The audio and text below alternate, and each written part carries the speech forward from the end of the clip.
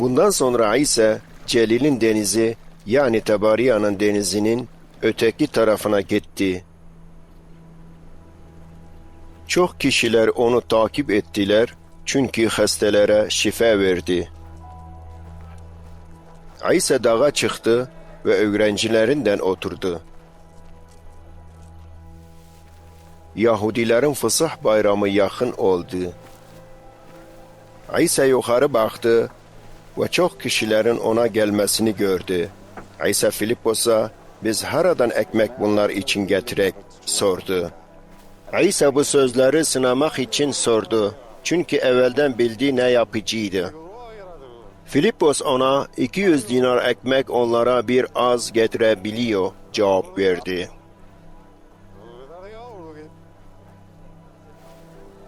Öğrencilerinden bir tane Simon Butros'un kardeşi Andros ona burada bir oğlanda 5 arpa ekmek ve 2 küçük balık var ama bu kadar kişi için olmaz dedi. Ve İsa adamlar yere otursunlar dedi. Orada çok ot vardı ve orada takriben 5000 adam vardı.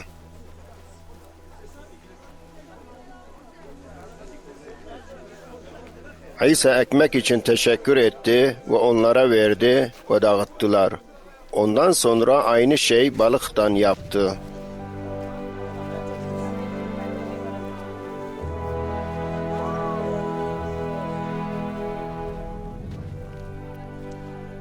Ve onlar dok olduktan sonra öğrencilere ziyade yemek toplayın ve hiçbir şey çürümesin dedi.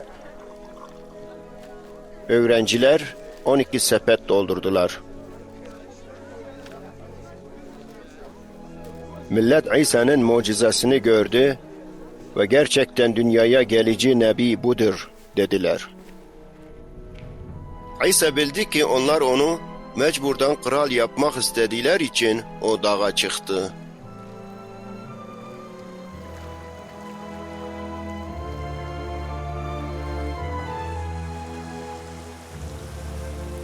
Akşam oldu, öğrenciler göle indiler. Ve bir bahiraya bindiler ve öteki tarafa yani Kafarnahum'a yola başladılar. Karanlık olmuştu ve İsa onlara daha gelmedi. Yel kuvvetli olduğu için deniz dalgalanıyordu.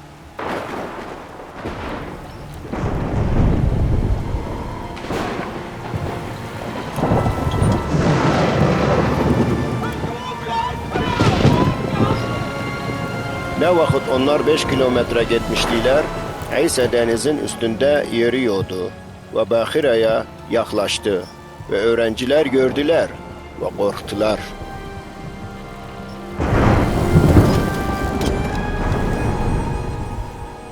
İsa onlara korkmayın benim dedi. Keyifli oldular ve onu Bahira'ya bindirdiler ama bundan sonra ulaştılar.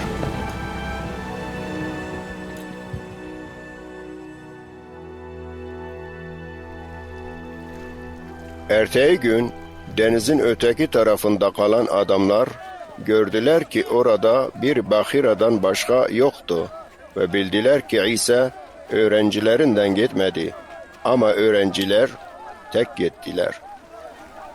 Başka Bahiralar yani onlar Tabariya'dan geldiler. Orada bayaklı İsa Rab şükür ettikten sonra yemek yemiştiler.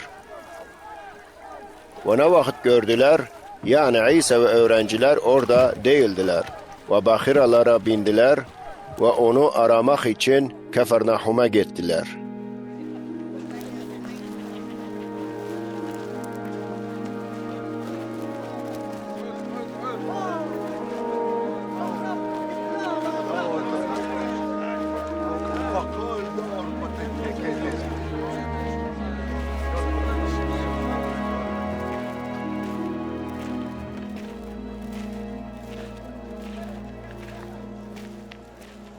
Ve onu buldukları zaman ona, "Ağa ne vakit buraya geldin?" sordular. İsa onlara, "Sah size diyorum, siz beni aradınız mucizeler için değil, lakin yemek için aradınız. O çürüyen yemek için çalışmayın, ama O yemek insan oğlu veriyor. Sonsuz hayata kadar kalıyor. O için çalışın. Çünkü baba Allah onu mühürlemiştir, dedi. Ne şeyler Allah için edebiliyor, sordular. Ve İsa onlara, bunu Allah için yapın. Onun gönderdiğine inanın, cevap verdi. Ne mucize bize görsedebiliyor ki biz sana inanak. Yazılmış gibi babalarımız çölde semeden ekmek yediler, dediler. Ve İsa onlara, sah size diyorum, Musa ekmeği semeden vermedi. Ama babam gerçek ekmeği veriyor. Çünkü Allah'ın ekmeği semeden iniyor ve dünyaya hayat veriyor, dedi.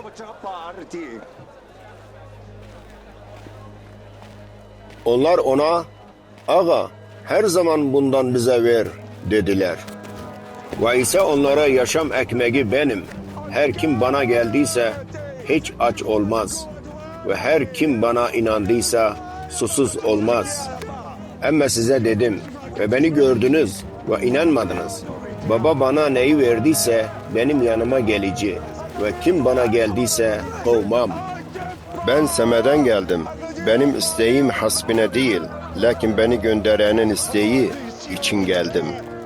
Ve beni gönderen istiyor ki her şey bana verildiğinden hiçbirini kayıp etmeyeyim. Ama ahir günde onu kaldıracağım.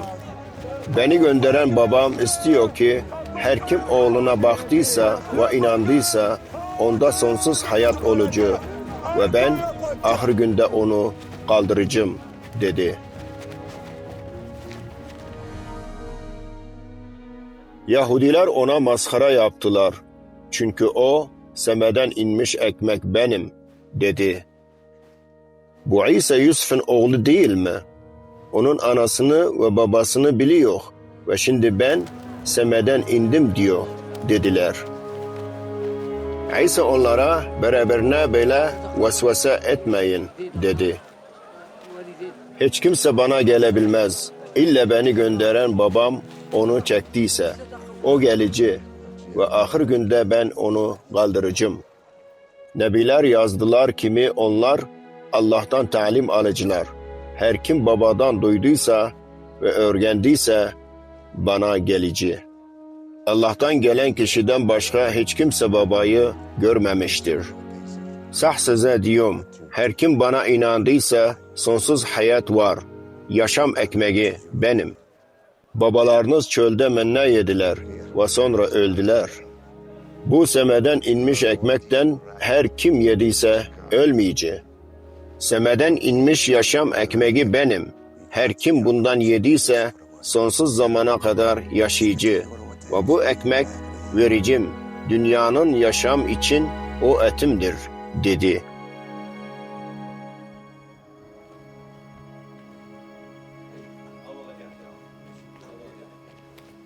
Yahudiler birbirlerinden ayrıldılar ve nasıl kendi etini yemek için bize verici, dediler.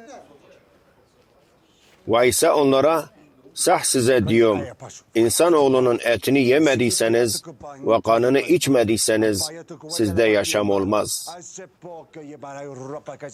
Her kim etimi yediyse ve kanımı içtiyse onda sonsuz hayat var ve ahir günde onu kaldıracağım. Etim gerçek yemektir ve kanım gerçek şaraptır. Her kim etimi yediyse ve kanımı içtiyse bende yaşıyor ve ben onda yaşıyorum.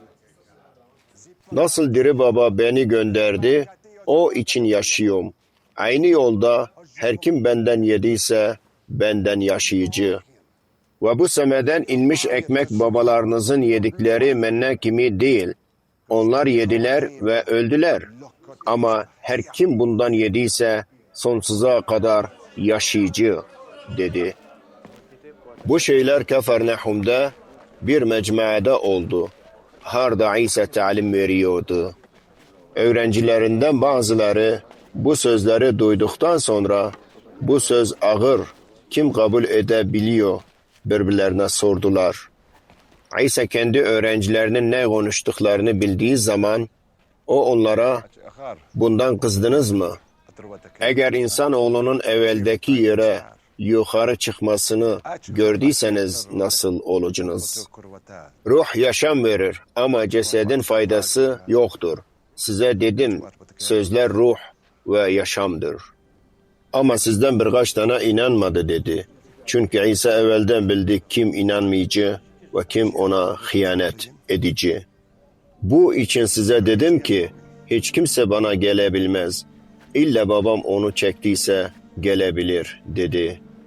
Bu vakitten sonra öğrencilerinden çoğu onu terk ettiler ve onunla gezmediler artık. İsa 12'lere baktı ve siz de gitmek istemiyorsunuz mu? Sordu. Sem'un Butros ona cevap verdi. Kime gidek? Sonsuz hayatın sözleri sendedir. Ve biz inandık ki sen diri Allah'ın oğlu Mesih'sin. İsa onlara cevap verdi. Siz 12'yi seçtim değil mi?